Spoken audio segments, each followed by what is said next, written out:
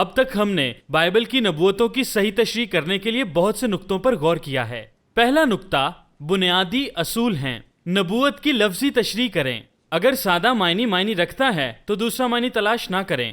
دوسرا نقطہ ان انتظامات کو سمجھنا تھا کہ خدا کے مقصد کی تکمیل میں خدا کے مخصوص ادوار اور خدا کے مخصوص لوگ شامل ہیں۔ تیسرا نقطہ ان خاص ادوار میں سے ایک ہے جسے مسیحی بادشاہی یا 1000 سال کہتے ہیں، کیونکہ مکاشفہ کا 20واں باب بتاتا ہے کہ یہ 1000 سال تک چلے گا۔ اسرائیل نے ہمیشہ اس سنہری دور کا انتظار کیا ہے جب مسیح ابن داؤد اسرائیل کے ساتھ ایک اہم قوم کے طور پر زمین پر حکومت کرے گا۔ تمام نبی اس کے منتظر تھے، اس لیے پطرس نے اعمال کے 3 باب میں ایسے تمام انبیاء کے ذریعے کہی گئی تمام چیزوں کی بحالی کا وقت قرار دیا۔ اس کے ساتھ ساتھ اسرائیل کو گناہوں کے لیے درست کرنے اور آنے والے واقعات کی نبوت کرنے کے ساتھ ساتھ انبیاء نے اس کے آگے مسیح کی ذاتی حکمرانی کے تخت زمین پر امن کا شاندار مستقبل دیکھا۔ یہودیوں نے ان نبوتوں کو لفظی طور پر تسلیم کیا اور اسی طرح ہمیں بھی اسے تسلیم کرنا چاہیے۔ لہٰذا جب یسوع زمین پر واپس آئے گا تو وہ مسیحائی بادشاہت قائم کرے گا۔ 1000 سال اس تاریخ کا آخر ہے، تمام تاریخ اس کے وقت کی طرف بڑھ رہی ہے جب خدا ابراہم اور داؤد کے ساتھ اپنے تمام وعدوں اور عہدوں کو لفظی اور مکمل طور پر پورا کرے گا۔ نبوتوں کو سمجھنے کے لیے ہمیں یہ جاننا ہوگا کہ تمام تاریخ ایک دریا کی طرح اس منزل یعنی 1000 سالہ بادشاہی کی طرف بہہ رہی ہے۔ جس طرح تخلیق کو سمجھنا ضروری ہے کیونکہ یہ تمام تاریخ کا شروع ہے، اسی طرح 1000 سالہ بادشاہی کو سمجھنا ضروری ہے کیونکہ یہ تمام تاریخ کا آخر ہے۔ 1000 سال کے بارے میں ہمارا نظریہ اس بات کی بنیاد ہے کہ ہم تمام نبوتوں کو کیسے پڑھتے اور سمجھتے ہیں۔ ہم اس کے بارے میں جو مانتے ہیں وہ ہمارے نبوتوں کے پورے نقطۂ نظر کو کنٹرول کرتا ہے۔ ہم سب یہ مانتے ہیں کہ نبوتوں کے لیے لفظی نقطۂ نظر اختیار کرنا ہمیں 1000 سال سے پہلے نظریے کی طرف لے جاتا ہے، یعنی یسوع 1000 سال سے پہلے واپس آئے گا۔ اس طرح یسوع ذاتی طور پر زمین پر اپنی مسیحائی بادشاہت قائم کرے گا اور تمام انبیاء کی تکمیل میں 1000 سال تک یروشلم سے زمین پر لفظی طور پر حکومت کرے گا۔ چوتھا نقطہ بائبل کی نبوتوں کو سمجھنے کا چوتھا نقطہ لغوی تشریح کا ایک نتیجہ ہے، اور یہ اسرائیل اور کلیسیا کے درمیان خدا کے 2 الگ الگ چنے ہوئے لوگوں کے طور پر ایک واضح فرق کو برقرار رکھتا ہے۔ یہ اسرائیل یا چرچ نہیں بلکہ دونوں ہیں، اور اگر ہم ان دونوں کو الجھائیں تو ہم الجھن میں پڑ جائیں گے۔ اس طرح چرچ کے لیے خدا کے جو بھی مقاصد، منصوبے اور وعدے ہیں وہ اسرائیل کے لوگوں اور قوم کے لیے اس کے منصوبوں اور مقاصد اور وعدوں کو باطل نہیں کرتے۔ اگرچہ کلیسیا کو مسیح کے ساتھ اپنے اتحاد کے ذریعے نئے عہد کی برکات حاصل ہو گئی ہیں، اس حقیقت سے متضاد نہیں کہ خدا اسرائیل کی پوری قوم کو بھی نئے عہد میں لائے گا، جیسا یرمیہ 31:34 میں مرقوم ہے۔ دیکھ وہ دن آتے ہیں، خداوند فرماتا ہے، جب میں اسرائیل کے گھرانے اور یہودا کے گھرانے کے ساتھ نیا عہد باندھوں گا، اس عہد کے مطابق نہیں جو میں نے ان کے باپ دادا سے کیا جب میں نے ان کی دستگیری کی تاکہ ان کو ملک مصر سے نکال لاؤں، اور انہوں نے میرے اس عہد کے توڑا اگرچہ میں ان کا مالک تھا، خداوند فرماتا ہے، بلکہ یہ وہ عہد ہے جو میں نے ان دنوں کے بعد اسرائیل کے گھرانے سے باندھوں گا۔ خداوند فرماتا ہے، میں اپنی شریعت ان کے باطن میں رکھوں گا اور ان کے دل پر اسے رکھوں گا، میں ان کا خداوند ہوں گا اور وہ میرے لوگ ہوں گے۔ اور پھر وہ اپنے اپنے پڑوسی اور اپنے اپنے بھائی کو یہ کہہ کر تعلیم نہیں دیں گے کہ خداوند کو پہچانو، کیونکہ چھوٹے سے بڑے تک وہ سب مجھے جانیں گے، خداوند فرماتا ہے، اس لیے کہ میں ان کی بدکاری اور گناہ کو بخش دوں گا۔ یہ کہتے ہوئے برکات کے نئے عہد کے وعدے، جسے ابراہم کی برکات بھی کہا جاتا ہے، اب کلیسیا سے تعلق رکھتے ہیں کیونکہ ہم مسیح میں ہیں جو ابراہم کی نسل ہے۔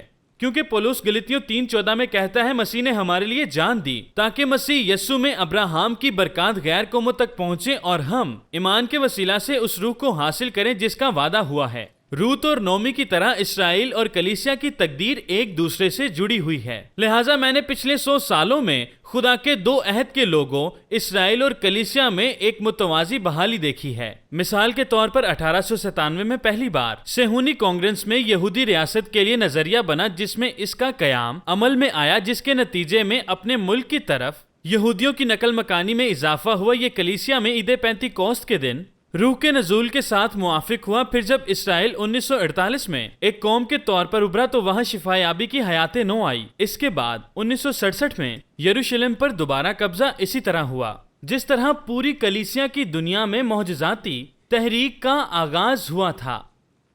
حزقیل کے 38ویں باب کے مطابق اسرائیل کو بچانے کے لیے خدا کی مداخلت کا منصوبہ جلد ہی مستقبل میں شروع ہوگا، اور یہ بات حقیقت ہے۔ 5واں نقطہ، مسیحائی نبوتوں کے 2 سلسلوں کو سمجھنا ہے، جو کہ ایک دکھ اور دوسرا جلال ہے۔ مسیحا سب سے پہلے انکساری سے آئے گا اور ہماری نجات کے لیے جان دے گا، اور پھر وہ اپنی طاقت اور جلال میں آ کر حکومت کرے گا، اور ان دونوں حالتوں کا وقت اسرائیل کے جواب پر منحصر ہوگا۔ اسی طرح 6واں اور 7واں نقطہ یوحنا بپتسمہ دینے والے اور یسوع مسیح کی منادی سے تعلق رکھتا ہے۔ 6واں نقطہ یہ ہے کہ جب یسوع مسیح پہلی بار آیا تھا تو وہ نہ صرف ہمارے گناہوں کے لیے جان دینے بلکہ دکھ اٹھانے کے لیے آیا تھا، مگر وہ اسرائیل کے مسیحا کے طور پر بھی آیا تھا، اپنے خون میں ایک نئے عہد کی بنیاد رکھنے کے لیے۔ مسیحائی بادشاہت کی بنیاد اس کے خون پر ہے، اور اب یہ لازمی امر تھا کہ اسرائیل اسے بادشاہ کے طور پر تسلیم کرتی اور اسے اپنا نجات دہندہ مانتی۔ اگر اسرائیلی اسے قبول کرتے تو وہ اپنی بادشاہت قائم کرتا۔ اگر اسرائیل کے رہنماؤں سے قبول کرتے اور اپنا بادشاہ تسلیم کرتے تو وہ اپنی بادشاہت قائم کرتا۔ تاہم اسرائیل نے اسے بحیثیت بادشاہ قبول نہ کیا، تو اس کی وجہ سے اس کا منصوبہ ملتوی ہو گیا۔ تو 7واں نقطہ یہ ہے، بادشاہت کا ملتوی ہونا۔ اسرائیل کے ذریعے اپنی بادشاہت قائم کرنے کے بجائے خدا کلیسیا کے دور کو لاتا ہے اور غیر قوموں تک اپنی نجات قائم کرتا ہے۔ سنیں، ملتوی کرنا انکار نہیں ہے۔ خدا ابھی بھی اسرائیل سے اپنا وعدہ پورا کرنے کے لیے تیار ہے، غور کریں۔ تاہم ابھی اس کا وقت نہیں ہوا جب تک خدا کلیسیائی دور کے لیے اپنے مقاصد پورے نہ کر لے۔ یہ ہمیں 8ویں نقطہ یعنی کلیسیا کے بھید پر لاتا ہے۔ دیکھیں، خدا اس بات سے واقف تھا کہ اسرائیل مسیح کو رد کر دے گا، اور اس لیے اس کے پاس کلیسیا کا منصوبہ موجود تھا۔ تاہم خدا کو کلیسیائی دور کو خفیہ رکھنا تھا، کیونکہ اگر خدا اسے پہلے سے ظاہر کر دیتا تو یہ اسرائیل کی آزاد مرضی کی خلاف ورزی ہوتی۔ اگر خدا اپنا منصوبہ ان پر پہلے ہی ظاہر کر دیتا تو ان کے انتخاب کا حق ختم ہو جاتا۔ لہٰذا خدا کو اسرائیل کے مسیح کے رد کرنے کو اور کلیسیائی دور کو بھید کے طور پر رکھنا پڑا۔ اگرچہ پرانے عہد نامہ میں مسیحا کے دکھوں کو پہلی آمد کی تشبیہ دی گئی ہے اور اس کی دوسری آمد کو بادشاہت سے ظاہر کیا گیا ہے، لیکن اس بات کو ظاہر نہیں کیا گیا کہ ان دونوں کے درمیان کلیسیا کا دور بھی ہے۔ اسی طرح عید پینتیکوست سے لے کر اٹھائے جانے تک کلیسیا کا زمانہ چھپا ہوا ہے۔ آخری بار ہم نے دیکھا کہ یسوع نے متی کے 13ویں باب میں تمثیلوں کے ذریعے سے اس کلام کو ظاہر کیا۔ اس کے بعد واضح ہو گیا کہ وہ اسے رد کر رہے ہیں۔ اس تمثیلوں میں اس نے ظاہر کیا کہ آنے والے زمانوں میں خدا کی بادشاہت شکل و صورت اختیار کرے گی اور وہ مختلف ہوگی۔ اس نے اس بات کی نشاندہی کی ہے کہ یہ مکاشفہ ایک نیا مکاشفہ ہے جو پہلے کے انبیاء کو معلوم نہیں تھا۔ متی کے 13ویں باب میں یسوع نے پرانی اور نئی چیزوں کے مالک کی آخری تمثیل کے ساتھ اختتام کیا، اور یہ ہمیں مثال دیتا ہے کہ نبوتوں کے سلسلے کو کیسے سمجھا جائے۔ 52 آیت میں یسوع مسیح نے ان سے کہا، اسی لیے ہر فقیہ جو آسمان کی بادشاہی کا شاگرد بنا ہے اس گھر کے مالک کی مانند ہے جو اپنے خزانہ میں سے نئی اور پرانی چیزیں نکالتا ہے۔ خزانہ خدا کا کلام ہے جو پرانی اور نئی چیزوں پر مشتمل ہے۔ شاگرد کو بادشاہت کے بارے میں پرانے عہد نامہ کی سچائیوں کو کلیسیائی دور کے بھید سے متعلق سچائیوں کو دونوں کو ظاہر کرنا چاہیے۔ ہمیں ان دونوں کو ایک ساتھ رکھنا چاہیے۔ نیا کبھی پرانے کی جگہ نہیں لیتا، جبکہ اسرائیل پرانے کو تھامے ہوئے ہیں اور کلیسیا فقط نئے کو تھامے ہوئے ہے۔ لیکن ہمیں دونوں چاہیے۔ ایک متوازن استاد خدا کے پورے کلام کو پیش کرتا ہے۔ جی ہاں، خدا نے کلیسیائی دور کا آغاز کیا ہے، لیکن وہ زمین پر اپنی بادشاہت بھی قائم کرے گا۔ دیکھیں، یسوع تو کہہ رہا ہے کہ میں تمہیں اس بھید کے بارے میں نئی چیزیں بتاتا ہوں، میں اس کی نفی نہیں کر رہا جو باپ نے بادشاہت کے بارے میں پہلے ہی ظاہر کر دیا ہے۔ ان دونوں سچائیوں کو پکڑ کر آپ اپنے سامنے رکھیں۔ لفظ بھید پوشیدگی کے حوالہ سے استعمال کیا جاتا تھا، جن کا دعویٰ تھا کہ ان کے پاس خصوصی علم ہے۔ تو یہ بھید صرف خاص لوگوں پر ہی ظاہر ہوتا ہے جو کہ خدا کے دائرہ احباب میں ہوتے ہیں۔ متی کے 13ویں باب میں یہ بھید خدائے ثالوث میں چھپا ہوا تھا، یہاں تک کہ فرشتے بھی اس سے ناواقف تھے، لیکن اب کلیسیا کے ایمانداروں پر یہ بھید آشکار کیا گیا ہے۔ غور کریں، کیونکہ یہ بھید نئے عہد نامہ میں ظاہر ہوا۔ اس بھید کا آغاز خداوند یسوع مسیح سے ہوا اور اس بھید کو مکمل کرنے کی ذمہ داری رسولوں پر عائد کی گئی۔ यूहन्ना 16वें बाब की 12वीं आयत में यीशु ने शागिर्दों से कहा, मुझे तुमसे और भी बहुत सी बातें कहना है, मगर अब तुम उनकी बर्दाश्त नहीं कर सकते। लेकिन वो जब यानी रूहे हक आएगा तो वो तुमको तमाम सच्चाई दिखाएगा, इसलिए कि वो अपनी तरफ से ना कहेगा, लेकिन जो कुछ सुनेगा वही कहेगा और तुम्हें आइंदा की खबर देगा। इसी तरह यीशु ने पेशीनगोई की कि इस भेद के बारे में मजीद राज अफशा होंगे, जो कि इसकी मौत और जी उठने के बाद पाक रूह के वसीला से होंगे। पौलुस की तालीम का ज्यादातर हिस्सा इसी तालीम पर है। पौलुस ने कलीसिया की दौर की सच्चाई को सबसे ज्यादा समझा था।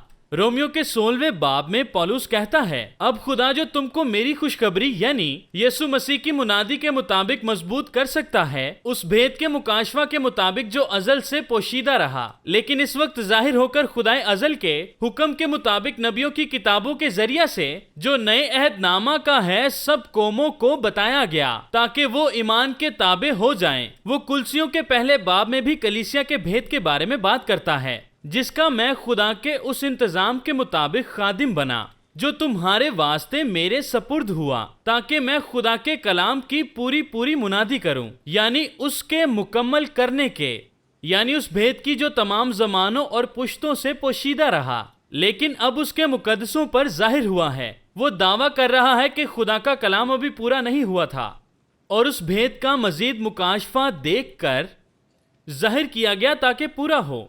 भेद का एक हिस्सा मसीह में नए अहद की तमाम बरकात में यहूदियों के साथ गैर कौमें भी शामिल हैं, क्योंकि हम मसीह में एक हैं और मसीह हम में है।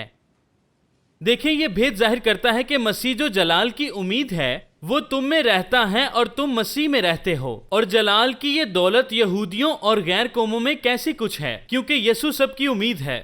यहूदियों का ये तस्लीम करना मुश्किल था, क्योंकि अब तक तमाम वादे यहूदियों के लिए थे और गैर अक़वाम खारिज थीं, क्योंकि गैर कौमों को मसीह में शामिल होने के लिए खतना करवाना पड़ता था।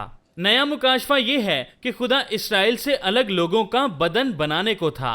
वो कुछ नया था जिसे नई मखलूक कहा जाता है। मसीह का बदन यानी कलीसिया, जिसमें यहूदी और गैर कौम एक जैसे ही थे। एक गैर कौम को यहूदी बनने के लिए अब खतना की जरूरत नहीं थी। यहूदी और गैर कौम दोनों ही मसीह में एक हो गए। इब्तदाई यहूदी कलीसिया को इसको कबूल करने में वक्त लगा, लेकिन अमाल के 10वें बाब में गैर कौमों पर पाकरूह का नाजिल होना फैसला कुन था। पतरस ने पहली कलीसियाई कौंसिल में इसका दावा किया और ये जाहिर किया कि खुदा गैर कौमों को यहूदियों के बराबर जाहिर कर रहा है।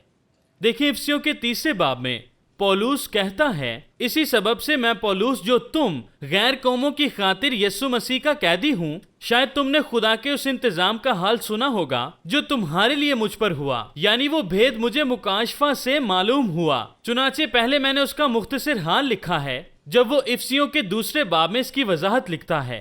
पौलुस जारी रखता है और कहता है, जिसे पढ़कर तुम मालूम कर सकते हो कि मैं मसीह का वो भेद किस कदर समझता हूँ जो और जमानों में बनी आदम को इस तरह मालूम ना हुआ था, जिस तरह उसके नबियों और रसूलों पर इस तरह जाहिर हो गया है, यानी कि मसीह यस्सु में गैर कौमें खुशखबरी के वसीला से मिरास में शरीक और बदन में शामिल और वादों में शामिल हैं। पस नए अहदनामा में हमें यहूदी बनने की हरगिज जरूरत नहीं, ये वाजे है और हमारे लिए है, लेकिन उस वक्त ये बुनियाद परस्त और नया था। पुराने अहदनामा में इसकी नबूवत नहीं की गई थी, क्योंकि ये खुदा में छुपे हुए भेद का एक हिस्सा था, पिछले दौर में खुदा के भेद के तौर पर। इफिसियों के 3 बाब में पौलुस कहता है, और खुदा के उस फजल की बख्शिश से जो उसकी कुदरत की तासीर की वजह से मुझ पर हुआ, मैं उस खुशखबरी का खादिम बना। मुझ पर जो मुकद्दसों में से छोटा हूँ, मुझ पर फजल हुआ कि मैं गैर कौमों को मसीह की बेकियास दौलत की खुशखबरी दूं, ताकि आप कलीसिया की वजह से खुदा की तरह तरह की हिकमत उन हुकूमत वालों और इख्तियार वालों को जो आसमानी मुकामों में है मालूम हो जाए। नए अहदनामा में कोई भी चीज जिसे भेद कहा जाता है वो ऐसी चीज है जो कि पहले जाहिर नहीं की गई थी, लेकिन अब उसे जाहिर कर दिया गया है। भेद गैर कौमों की नजात नहीं है जो हर जमाना में जाहिर होती है। देखिए, ये मसीह के साथ इत्तेहाद और कलीसिया का एक बदन होना है जो इसराइल से अलग होगा, यानी मसीह हम में और हम मसीह में, और इस बदन को हम कलीसिया कहते हैं, जिनके पास नए अहद की हर नेमत होगी, और यहूदियों और गैर कौमों को इस बदन में मुसावी मुकाम हासिल होगा। भेद मसीह की मौत, इसका मरना और उठाया जाना नहीं था, क्योंकि ये पुराने अहदनामा में पहले ही जाहिर था, बल्कि भेद ये था कि उसके जी उठने के बाद इसराइल मजीद सख्त हो जाएगा। आप इस पर गौर करें, और उनकी कम तकादी की वजह से اس وقت کے لیے خدا ان کو الگ کر دے گا، اور اس لیے مسیح میں یہودیوں اور غیر قوموں کا ایک نیا بدن تشکیل دیا جائے گا جو اسرائیل کے بجائے عزیز و خدا کی نمائندگی کرے گا۔ رومیو 11:25 اس بھید کے پہلے پہلو کے بارے میں بات کرتی ہے کہ اسرائیل اس زمانے کے لیے خدا کے نمائندے کے طور پر فضل کی جگہ سے منتقل ہو جائے گا۔ لکھا ہے، اے بھائیو، کہیں ایسا نہ ہو کہ تم اپنے آپ کو عقل مند سمجھ لو، اس لیے میں نہیں چاہتا کہ تم اس بھید سے ناواقف رہو کہ اسرائیل کا ایک حصہ سخت ہو گیا ہے۔ جب تک غیر قومیں پوری داخل نہ ہو وہ ایسا ہی رہے گا۔ بھید کے دوسرے پہلو میں مسیح کے بدن کی تشکیل ہے جو یہودیوں اور غیر قوموں دونوں پر مشتمل ہے اور جسے نئی مخلوق کہا جاتا ہے۔ پولس مسیح کی کلیسیا کی محبت کو اس طرح بیان کرتا ہے، وہ اس کی محبت کا موازنہ شوہر اور بیوی کی محبت سے کرتا ہے۔ 32ویں آیت میں وہ کہتا ہے، یہ بھید تو بڑا ہے لیکن میں کلیسیا اور مسیح کی بابت کہتا ہوں۔ اس بھید کا تیسرا پہلو یہ ہے کہ کلیسیا خدا کی مسح شدہ نمائندگی ہے اور اس زمانے کی گواہ ہے۔ ہم اسے مکاشفہ کے پہلے باب کی 20ویں آیت میں دیکھ سکتے ہیں جہاں خدا 7 ستاروں کے درمیان کھڑا کہتا ہے، یعنی ان 7 ستاروں کا بھید جو کلیسیا کے 7 چراغ دان ہیں۔ آپ غور کریں، یہاں وہ کلیسیا کو اپنے چراغ دانوں کے طور پر بیان کرتا ہے جس کا وہ مشاہدہ بھی کر رہا ہے۔ چراغ دان کا کام روشنی کو اٹھانا اور آگے بڑھانا ہے۔ اسی طرح کلیسیا کی مرکزی خدمت مسیح کی گواہی دینا ہے، اس کے کلام کا اعلان اور روشنی کو کلیسیا پر چمکانا ہے۔ 7 خطوط ظاہر کرتے ہیں کہ وہ کس طرح 7 کلیسیا اور ان کے پادریوں کا مشاہدہ کرتا ہے کہ وہ اس خدمت کو کیسے پورا کر سکتے ہیں۔ یہ بھید کا حصہ تھا کیونکہ پرانے عہد نامہ میں یہ اسرائیل تھا جو خدا کا چنا ہوا گواہ تھا، اس لیے بھید کا حصہ ایک یہ ہے کہ کلیسیا مسیح کی گواہ ہے، اسرائیل نہیں۔ لیکن جب کلیسیا اٹھائی جائے گی تو مسیح اسرائیل میں خدا کے نمائندہ کے طور پر واپس آئے گا۔ یہی وجہ ہے کہ 1,44,000 یہودیوں کو اس وقت کی انجیلی بشارت کی خدمت سونپی گئی ہے۔ بھید کا چوتھا پہلو کلیسیا کا اٹھایا جانا ہے۔ پہلا کرنتھیوں 15ویں باب میں پولس کہتا ہے، دیکھو میں تم سے بھید کی بات کہتا ہوں، ہم سب تو نہیں سوئیں گے لیکن بدل جائیں گے، اور یہ ایک پل میں ایک دم میں پچھلا نرسنگا پھونکتے ہی ہوگا، کیونکہ نرسنگا پھونکا جائے گا اور مردے غیر فانی حالت میں اٹھ جائیں گے۔ دوسری آمد میں جب صادق مردوں میں سے اٹھ جائیں گے، یہ اس بھید کا حصہ نہیں، کیونکہ یہ پرانے عہد نامہ میں واضح طور پر ظاہر کیا گیا تھا۔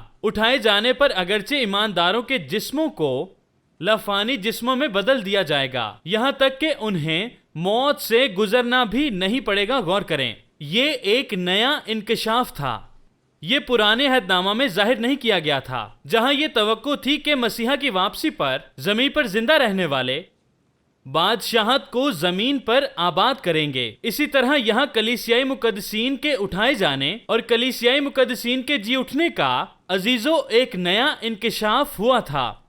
پہلے تسلنیکیوں میں اٹھائے جانے کا بیان ہے۔ خداوند یسوع قبل از وقت اس کے بارے میں دعویٰ کر چکے تھے۔ یسوع نے جو کچھ کہا وہ کلام کے مطابق تھا۔ اس نے پہلے تسلنیکیوں کے 4 باب میں کہا، چنانچہ ہم تم سے خدا کے کلام کے مطابق کہتے ہیں کہ ہم جو زندہ ہیں خدا کے آنے تک باقی رہیں گے، سوئے ہوں سے ہرگز آگے نہ بڑھیں گے، کیونکہ خداوند خود آسمان سے للکار اور مقرب فرشتہ کی آواز سے خدا کے نرسنگے کے ساتھ اتر آئے گا۔ یسوع نے 2 جگہوں پر اٹھائے جانے کی بات کی ہے۔ پہلے متی کے 24ویں باب میں اس وقت 2 آدمی کھیت میں ہوں گے، ایک لے لیا جائے گا اور ایک چھوڑ دیا جائے گا۔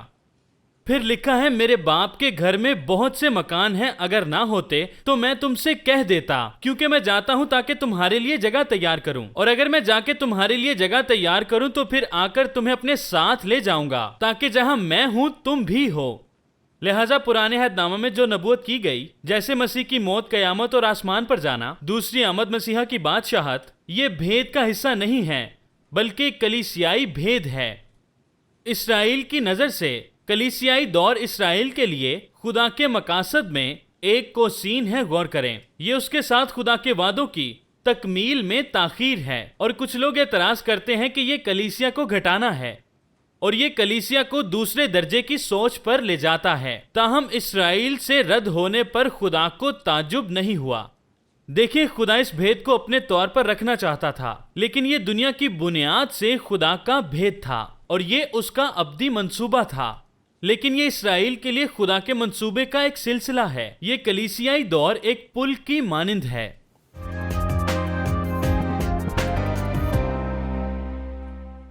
یہ جاننا کہ کلیسیا ایک بھید تھا ہمیں پرانے عہد نامہ کی نبوتوں کو سمجھنے کے لیے ایک نقطہ فراہم کرتا ہے جو کہ 9واں نقطہ ہے، نبوتوں میں خلا کا نقطہ. جب آپ پرانے عہد نامہ کو پڑھتے ہیں تو وہ مسیح کی پہلی آمد کے واقعات کو بیان کرتا ہے اور پھر اچانک 2000 سال بعد اس کی دوسری آمد کی طرف بڑھتا ہے. وہ کلیسیا کے دور کو کیوں چھوڑ دیتے ہیں؟ کیا یہ موجود ہی نہیں ہے؟ وجہ یقیناً یہ ہے کہ ایک بھید تھا، آسمانی بھید، جو خدا نے ان سے چھپا رکھا تھا. بالکل اسی طرح جب ہم دو پہاڑوں کو دیکھتے ہیں، ایک کے پیچھے دوسرا، ہمیں درمیان میں کوئی وادی نظر نہیں آتی.